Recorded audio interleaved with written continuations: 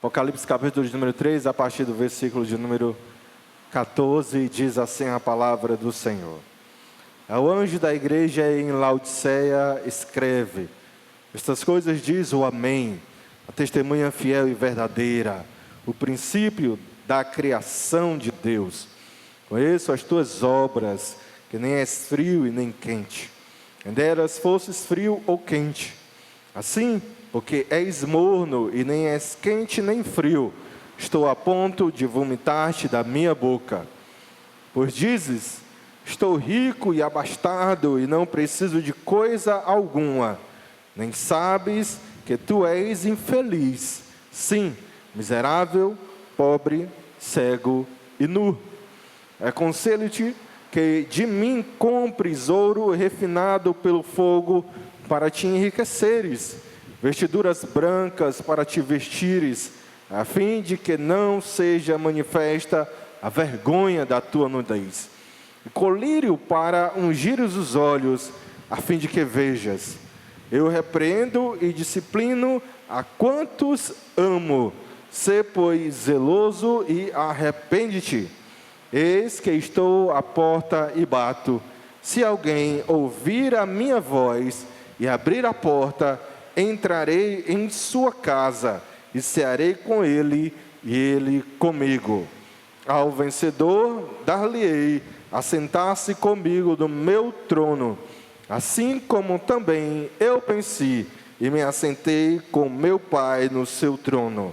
Quem tem ouvidos, ouça o que o Espírito diz às igrejas. Louvado seja Deus.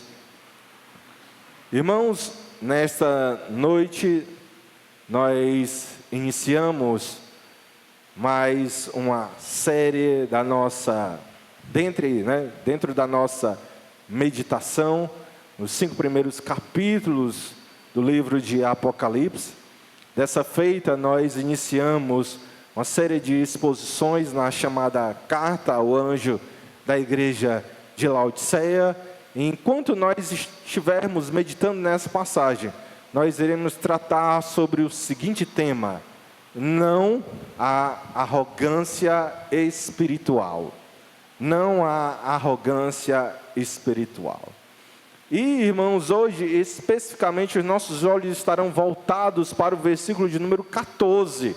E neste versículo eu quero tratar com vocês sobre o seguinte assunto: qual é o nosso verdadeiro tesouro? Qual é o nosso verdadeiro tesouro? Como hoje é a mensagem de introdução dessa passagem, algumas informações são muito importantes, irmãos. Algumas informações são bastante importantes. Em primeiro lugar, nós estamos finalizando a exposição nas cartas para as igrejas do Apocalipse, ok? Nós estamos na 7ª e última igreja das chamadas igrejas do Apocalipse.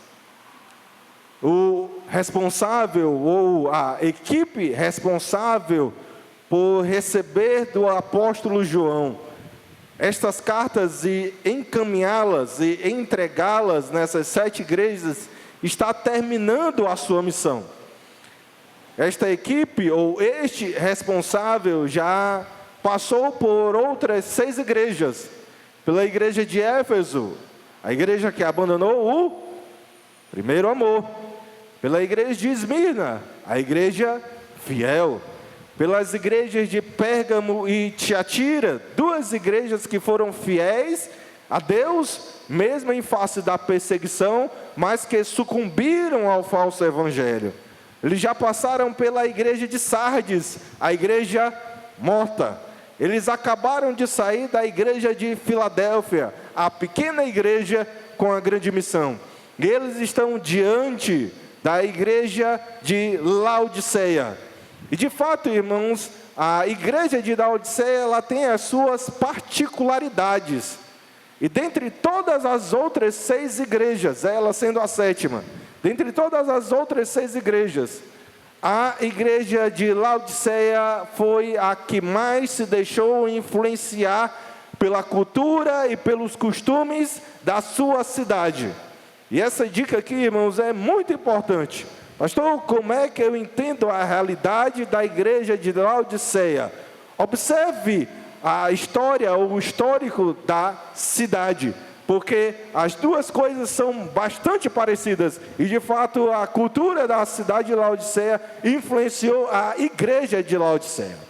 E aqui, irmãos, essa igreja tem um problema dos maiores possíveis.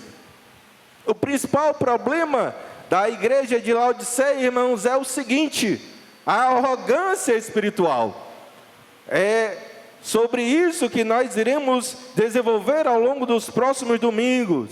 E é com respeito a isso, e é este mal, esse pecado espiritual que Cristo vai denunciar e corrigir no seio daquela igreja, a sua arrogância espiritual.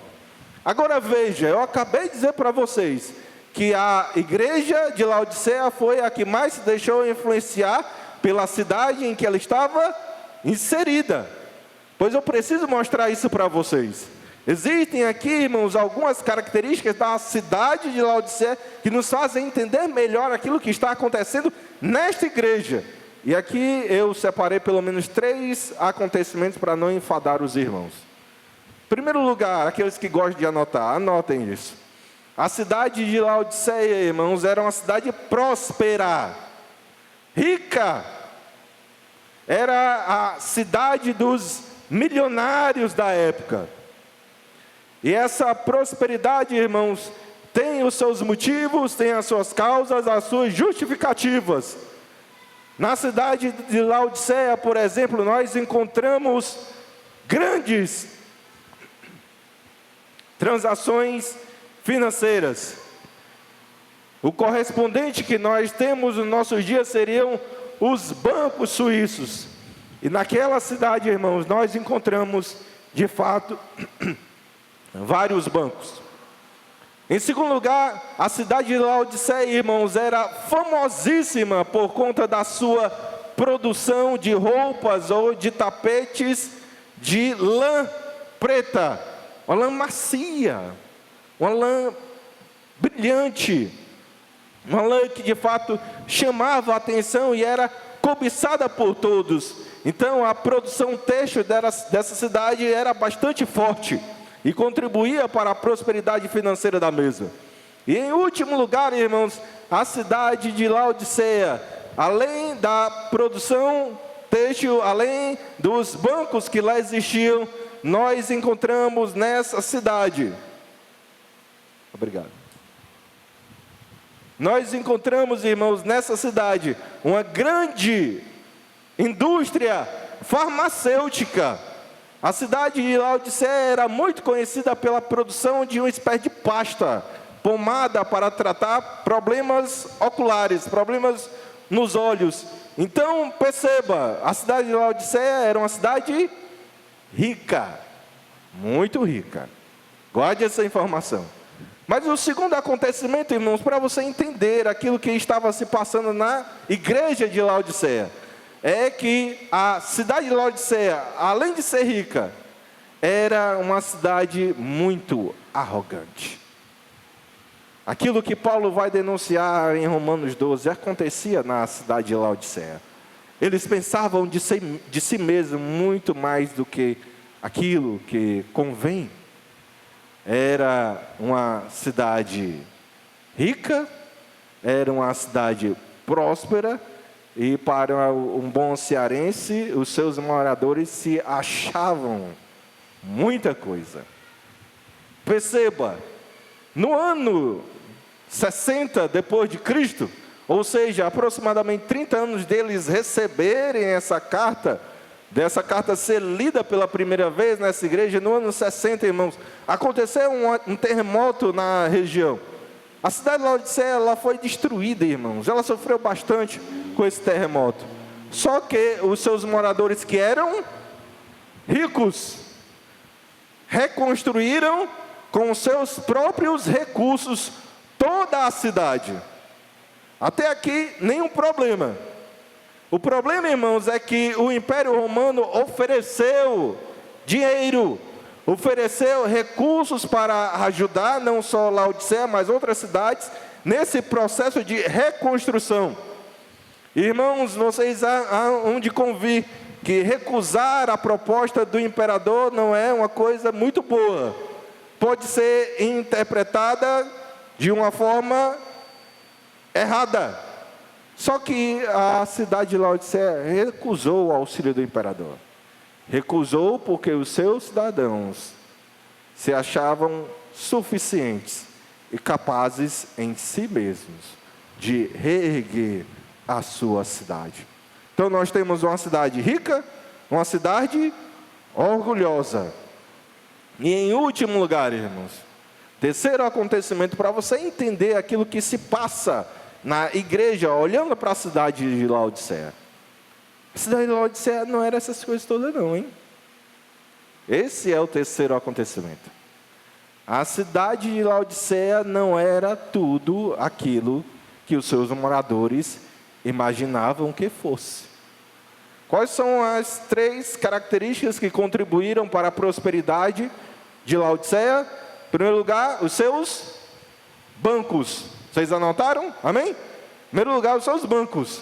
Só, irmãos, que a cidade de Laodiceia não era o principal centro bancário ou financeiro da região da Ásia Menor. Éfeso era muito mais importante nessa área do que a cidade de Laodiceia. Segundo fator que contribuiu para a prosperidade de Laodiceia era a sua produção têxtil, produção de roupa.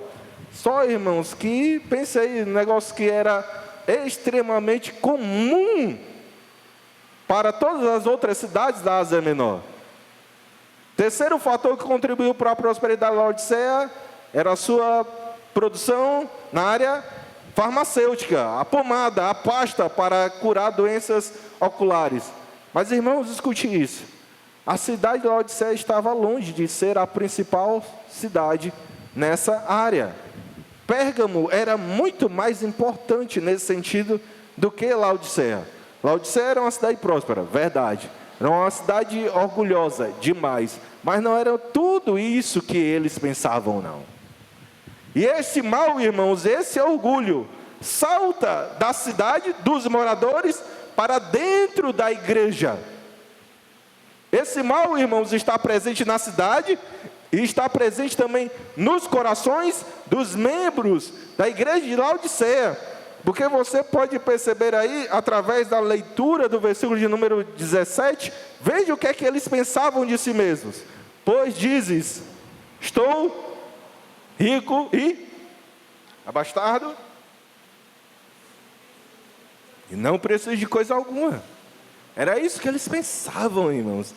Nós, de fato, estamos diante de uma igreja cujos seus membros se achavam autossuficientes e que não precisavam, portanto, de mais ninguém e nem precisavam de Deus. Nós, irmãos, de fato, estamos diante de uma igreja onde os seus membros, diferente daquilo que aconteceu com os santos de Filadélfia, que tinham pouca fé, que tinham consciência da sua pequena capacidade, esses aqui não. Eles se achavam poderosos demais, capazes demais. E aqui, irmãos, é que acontece o maior perigo, onde está presente o maior perigo para essa igreja. Porque, conforme diz o livro de Provérbios, a soberba precede a ruína. Essa igreja, pelo seu orgulho, pela sua prepotência, pela sua presunção, está prestes, de fato, a cair, está prestes a arruinar. Só, irmãos, que diante de todo esse contexto, uma pergunta se faz bastante necessária. Talvez a pergunta mais importante para se fazer nessa noite. Que pergunta, pastor? Tem jeito para uma igreja assim? Pastor, será que tem jeito para uma igreja que vive nessas condições? Pastor, será que tem jeito para uma igreja arrogante, prepotente, presunçosa? Pastor, será que tem jeito para uma igreja que pensa que não precisa de mais ninguém, e que não precisa nem de Deus. Pastor, será que tem jeito para a igreja de Laodiceia no passado e para as igrejas de Laodiceia do presente? Aquelas que ainda hoje se acham alguma coisa, que acham que não precisam de mais ninguém, nem mesmo de Deus? Pastor, será que tem jeito para uma igreja que vive nesse nível de distanciamento e de morbidão espiritual? E quando nós olhamos, irmãos, para o versículo de número 14, que é o versículo que eu disse que nós iremos meditar nessa noite. Quando nós olhamos para a apresentação de Cristo para a igreja de Laodiceia, quando nós olhamos para o texto de abertura dessa carta, nós vemos, irmãos, que há resposta para a pergunta: tem jeito para uma igreja que vive desse jeito? E a resposta, irmãos, que nós obtemos desse texto aí é um enorme, é um sonoro sim. Tem jeito para todo e qualquer cristão, apesar de sua presunção e de sua arrogância espiritual. Pastor, que jeito? Qual jeito? Como é que a gente conserta, pastor, a igreja desse jeito? A gente não conserta, irmão, de jeito nenhum. Cristo conserta, Cristo resolve, Cristo restaura, Cristo cura. E como é que Ele faz isso, pastor? Apresentando para aquela igreja o verdadeiro tesouro. Lembre-se, a cidade de Laodiceia se orgulhava pelas suas riquezas. Muitos dos membros dessa igreja estavam na mesma situação. Eles eram altivos, como nós acabamos de ler no versículo 15, porque eles se achavam ricos, abastados, não precisavam de nada, de coisa nenhuma. Eles olhavam para as suas realizações, para as suas propriedades, e se achavam alguma coisa.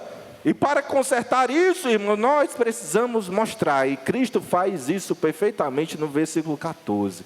Nós precisamos mostrar para a igreja do Senhor quem é o seu verdadeiro tesouro. Amém, meu querido irmão?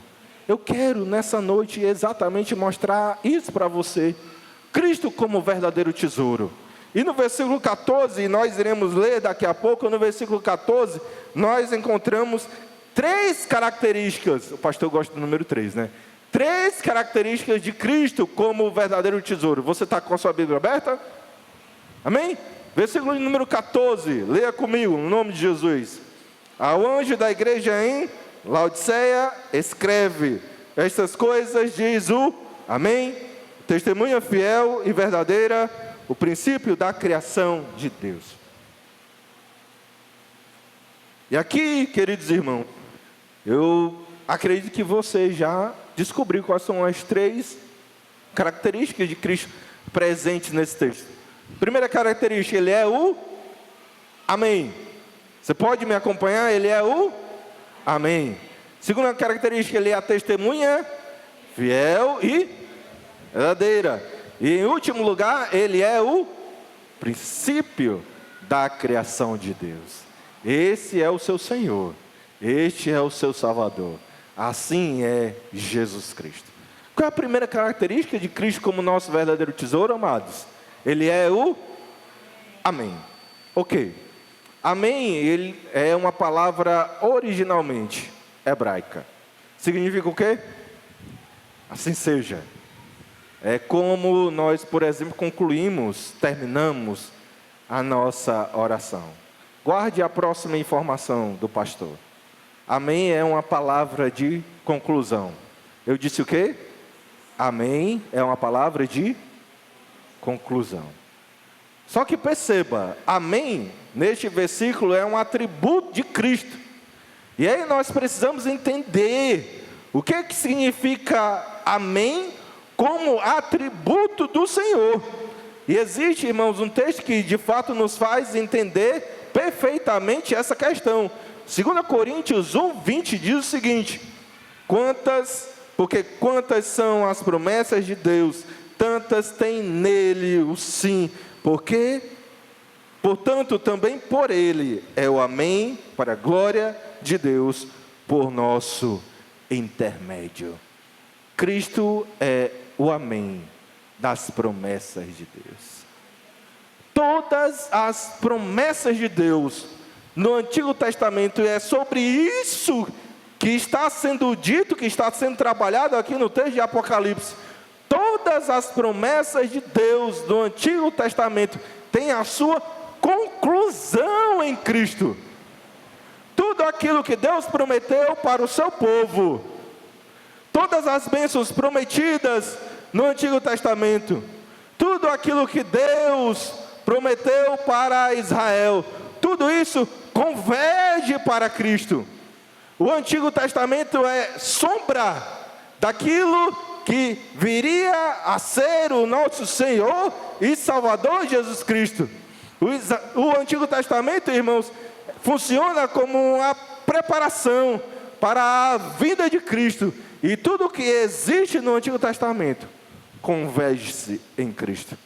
De forma que, amados irmãos, todas as bênçãos de Deus presentes no Antigo Testamento são derramadas em Cristo e desaguam na vida daqueles que creem em seu nome.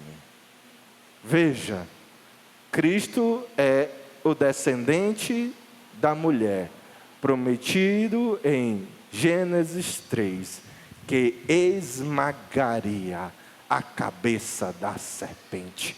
E Cristo na cruz do Calvário esmagou a cabeça da serpente. Cristo, irmãos, é a semente prometida a Abraão, através da qual Deus abençoaria todas as famílias da terra. E hoje, nos quatro cantos desse mundo, há aqueles que são abençoados em Cristo Jesus, com todas as bênçãos salvíficas: arrependimento, fé, regeneração, conversão, justificação, santificação, adoção, perseverança, preservação, certeza de salvação, glorificação. Em Cristo todas as famílias da terra são abençoadas. Isso são todas as famílias, isso inclui eu e você, a minha e a sua família. Em Cristo, irmãos, de fato, Cristo é a semente, é o filho que Deus prometeu para Davi, que sobre os seus ombros nunca passaria o seu reino. E de fato, irmãos, como gritou, como clamou o cego Bartimeu, Jesus Cristo é o filho de Davi. Jesus Cristo não é um simples rei. Jesus Cristo não é apenas mais um rei. Jesus Cristo é o Rei dos reis e Senhor dos senhores. E de fato o seu reino não terá fim. E a noiva do Senhor reinará também para sempre com Cristo. Jesus é o cordeiro prefigurado em Levíticos. E o sacerdote também prefigurado em Levíticos. O cordeiro do antigo Israel apenas cobria pecados. Cristo é o cordeiro de Deus que tira o pecado do mundo. Os sacerdotes de Israel não ofereciam um sacrifício perfeito e nem poderiam, porque eles mesmos eram imperfeitos. Por isso é que todo ano eles tinham que entrar no Santo dos Santos. No caso, o sumo sacerdote tinha que entrar anualmente no Santo dos Santos e oferecer o sacrifício em favor do povo.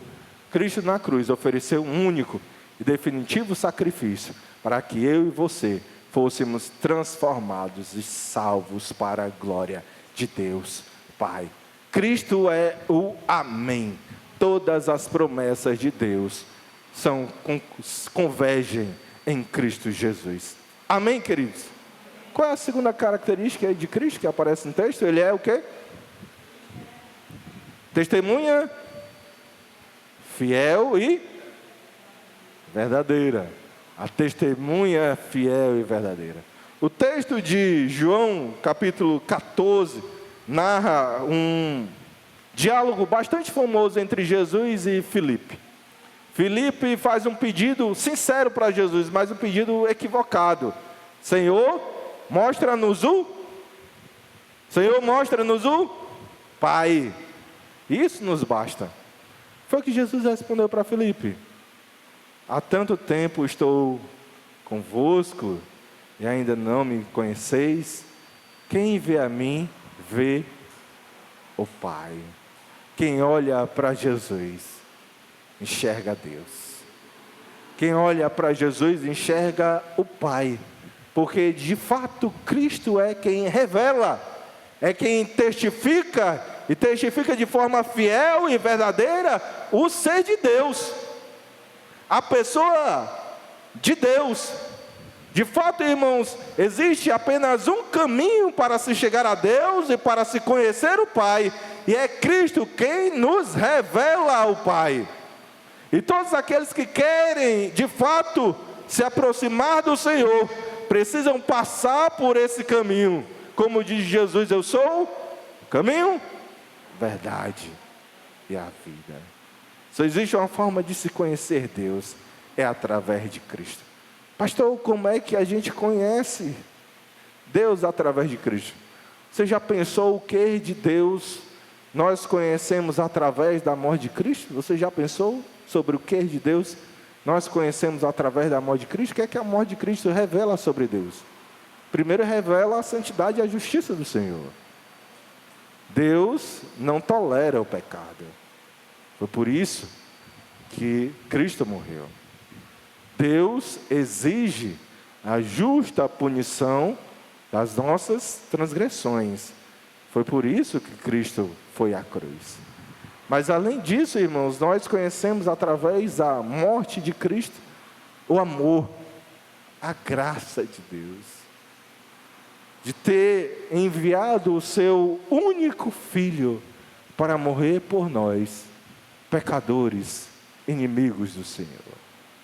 Em Cristo, irmãos, ou na morte de Cristo, nós também conhecemos a sabedoria de Deus, porque na cruz, a mais difícil equação da história da humanidade foi resolvida. Como é que nós conseguimos enxergar ao mesmo tempo e no mesmo evento a justiça e o amor de Deus? Na cruz, irmãos, nós conseguimos enxergar ao mesmo tempo a justiça e o amor de Deus. E finalmente, irmãos, na morte de Cristo nós também conhecemos o poder de Deus. O poder de Deus sobre o diabo e os anjos caídos. O poder de Deus sobre o pecado. O poder de Deus, irmãos, sobre o coração pecador, ao quebrar o nosso coração de pedra e nos dar um coração sensível à voz do Senhor. É isso que nós conhecemos na cruz de Cristo, na morte de Cristo. E eu poderia, irmão, desenvolver aqui com vocês o que nós conhecemos de Deus através dos seus ensinos e através da sua ressurreição. Mas de fato, eu acredito que aqui já temos o bastante para entendermos que nós só conhecemos a Deus através de Cristo Jesus. E o Espírito Santo, através do apóstolo Oséias nos exorta a seguinte prática: conheçamos e prossigamos em conhecer ao Senhor.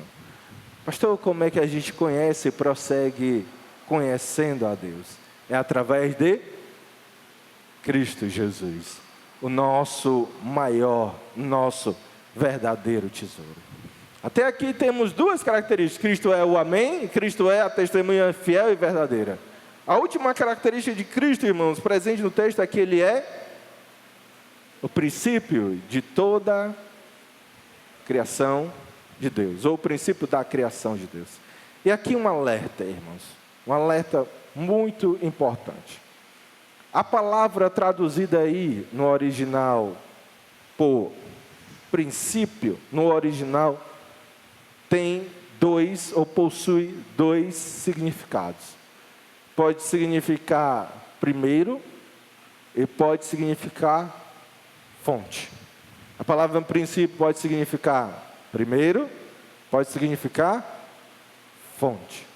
Observe, No período, ou no tempo dos chamados pais da igreja, uma heresia se levantou, dizendo que Jesus não era Deus, porque ele foi a primeira criatura feita por Deus. Como eu já adiantei, isso é uma heresia. E essa heresia, irmãos, é chamada de arianismo. A igreja teve muitos problemas por conta dessa heresia. Só, irmãos, que nós encontramos resquícios desta mesma heresia, não apenas no período dos chamados pais da igreja. No tempo dos apóstolos, ela já estava presente. E muito provavelmente a igreja que mais teve problema com isso foi a igreja de Colossenses. Veja, Colossenses e Laodiceia eram igrejas muito próximas. E de fato, quando Paulo escreveu aos Colossenses, ele disse que aquela epístola deveria também ser lida pelos santos de Laodiceia. O que nos faz crer o que, irmãos? Em Laodiceia também existiam pessoas, cristãos, que consideravam que Cristo não era Deus, por ter sido a primeira criatura feita por Deus.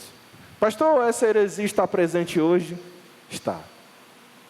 Que seita, pastor? Os testemunhos de Jeová, por exemplo, dizem que Cristo não é Deus, que Cristo é a primeira criatura feita por Deus. Só como é que entendem as igrejas verdadeiramente evangélicas? O princípio da criação de Deus nesse texto se refere a primeiro ou se refere à fonte, amados irmãos? Cristo foi a primeira criatura de Deus ou Cristo é a fonte da criação de Deus? É a fonte da criação de Deus. Ele é o Deus Criador. Cristo é o Criador de todas as coisas. E é isso que esse texto está falando. Cristo como Criador de toda a natureza, de todo o universo, de tudo aquilo que existe. E aqui, meus amados irmãos, nós temos pelo menos 3 implicações. Porque Cristo é Criador, nós devemos louvá-lo. Porque Cristo é Criador, Ele também é sustentador da criação. E o que eu estou dizendo para você é que Cristo sustenta a obra das suas mãos, inclusive eu e você. Cristo nos sustenta. Cristo nos mantém vivos. Nós existimos nele e através dele. E além disso, irmãos, porque Cristo é o princípio da criação. Escute isso em nome de Jesus. Nós temos a segura, a inabalável certeza de que Ele mesmo irá restaurar todas as coisas. Ele é o Criador, Ele é o sustentador, Ele vai restaurar toda a criação. Nós sabemos como é que tudo isso termina, irmãos. Haverá novos céus e nova terra. Mas não é só a criação que será restaurada. Nós também seremos. Aqueles que, quando Cristo voltar, estiverem dormindo no Senhor, ressuscitarão e receberão corpos glorificados. E aqueles que ainda estiverem vivos, são eleitos de Deus, também terão os seus corpos glorificados. É isso que vai acontecer comigo e com você. Irmãos, de fato, não é aquilo que nós temos, nem aquilo que nós fazemos, que significa alguma coisa. Não é isso que determina a nossa importância. Não é isso que determina a nossa relevância. Aquilo, irmãos, que de fato determina quem nós somos, a nossa importância espiritual, é o fato de Cristo estar ou não habitando dentro dos nossos corações e das nossas vidas. Nenhuma bênção desse mundo, nada que existe materialmente falando nesse mundo é capaz de se comparar a pessoa bendita de Cristo Jesus. Não existe, irmãos, nada e nem ninguém que possa sequer chegar perto das bênçãos, dos prazeres, da alegria e dos efeitos que existem na vida daquele que serve a Cristo Jesus. Cristo, irmãos, é o nosso maior tesouro. E essa reflexão, ela é importante demais para nós essa noite. Nos lembrando aqui de uma das frases de Cristo: pois onde está o vosso tesouro, aí estará vosso coração. Qual é o seu tesouro, meu amado irmão? E aqui eu caminho para a conclusão, porque talvez o seu problema ou o seu tesouro não são as riquezas, como no caso da igreja de Laodiceia. Mas veja como é fácil, por exemplo, grandes homens de Deus se vangloriarem e manterem, desenvolverem uma atitude de arrogância espiritual por conta dos seus ministérios. A igreja é grande, muitas visualizações, uma igreja reconhecida, relevante e dita relevante na sua sociedade. Isso pode contaminar, irmãos, o coração até mesmo de grandes homens de Deus, e eles acharem que são alguma coisa. Imagine, irmãos, líderes de ministério, por exemplo, que acham que a coisa é dialeto cearense, para aqueles que vão assistir depois. Acham que a coisa só acontece por causa dele, ou quando ele está no meio, está presente. Não, isso aqui só dá certo por minha causa, que isso aqui só vai para frente quando eu estiver naquele meio. Se eu não estiver lá, não vai para frente não. Tem gente, irmãos, que é capaz de desenvolver essa presunção espiritual e achar que é alguma coisa. E hoje, nessa noite, eu quero levar você a essa reflexão. Qual é o seu tesouro?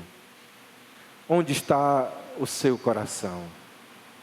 Onde está a sua vida? De que você tem se vangloriado ou se orgulhado? Como diz o texto de 2 Coríntios, Paulo falando à igreja aos Coríntios: aquele que se orgulha, orgulhe-se no Senhor. Você quer se orgulhar de algo? Orgulhe-se pelo fato de ter sido amado e eleito por Deus antes da fundação do mundo. Você quer se orgulhar de alguma coisa? Orgulhe-se no fato de Cristo ter vindo a este mundo, ser feito homem, ter padecido na cruz do Calvário para te dar uma nova vida. Você quer se orgulhar de algo? Orgulhe-se pelo fato de que o Espírito de Deus está dentro de você, e você tem esse selo que é a sua garantia de salvação. Você quer se orgulhar de algo? Orgulhe-se no Senhor, orgulhe-se em Cristo Jesus. Todos aqueles que têm Cristo como seu verdadeiro tesouro são humildes. São humildes porque sabem que não fizeram nada. Deus fez tudo. Nós não fizemos nada, irmãos. Nada para merecer o amor de Deus. Nada para alcançar a salvação. Mas Deus em Cristo fez tudo. Aqueles que têm Cristo como seu verdadeiro tesouro são humildes, porque sabem, porque percebem a sua carência e a sua necessidade espiritual, que sabem que precisam que Cristo esteja constantemente do seu lado, atuando em suas vidas, em suas mentes, em seus corações. Se Cristo, irmãos, for o seu verdadeiro tesouro, eu quero lhe convidar para ficar de pé nesse instante. Eu quero lhe convidar para ficar de pé e nós iremos orar. Nós iremos orar em alguns sentidos. Primeiro você vai orar, pedindo a Deus que mostre para você quais são os falsos tesouros que ainda existem no seu coração. Amém? Você entendeu o primeiro motivo de oração? Você vai orar para que Deus revele os falsos tesouros que ainda existem no seu coração. Segundo lugar, você vai orar para que Cristo lhe dê forças para abandonar todos esses falsos tesouros. Terceiro lugar, você vai orar para que Deus torne você um cristão mais humilde. E se você ainda não tem Cristo no seu coração, se Cristo ainda não é o seu tesouro, você vai fazer a quarta oração. Oração de arrependimento. Uma oração onde você irá reconhecer Cristo como Senhor e Salvador da sua vida. Amém, meu amado irmão?